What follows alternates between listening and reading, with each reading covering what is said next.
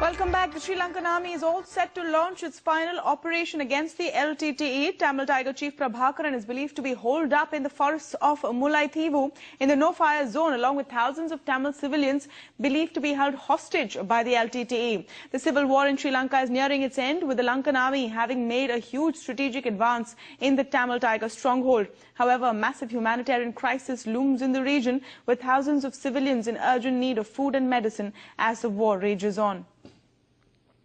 And Times Now senior editor Srinjoy Chaudhary, who is in Sri Lanka reporting from the front lines, spoke exclusively to Sri Lanka's Foreign Secretary Palita Kohona, who said the army's final assault is only days away. Dr. Kohona, the Indian National Security Advisor and Foreign Secretary were here recently. What were the talks with President Rajapaksa like? They were very warm and cordial talks. As you know, we keep in touch with each other on a regular basis, and the Foreign Secretary and the National Security Advisor came to Colombo on Friday. I must say that the relationship between the country is reflected by the nature of these talks. The relationship is at an all-time high.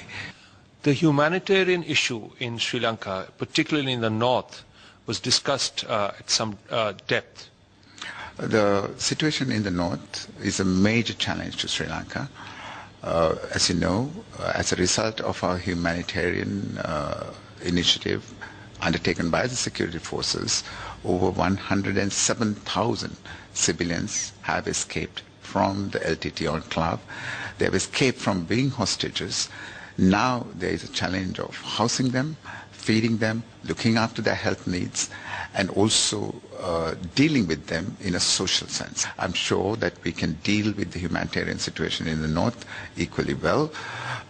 We are also grateful to India for the 40,000 family packs that have been sent. You spoke of the enclave, which is about 8 square kilometers. When is the next military operation? When is that operation likely to begin? I'm sure the military will work that out in their own way. I shouldn't talk about it on public television, but the government is confident that very shortly the military will enter this enclave and rescue the remaining civilians who are being held as a human shield and hostages by the LTTE. We also hope that in the process we'll be able to capture the leadership of the LTTE. Which brings us to Prabhakaran. Where is he now, and what do you expect will happen in the future? We believe that he's still in the enclave, the 8 square kilometer enclave. It must be remembered that Prabhakaran has a lot to answer for.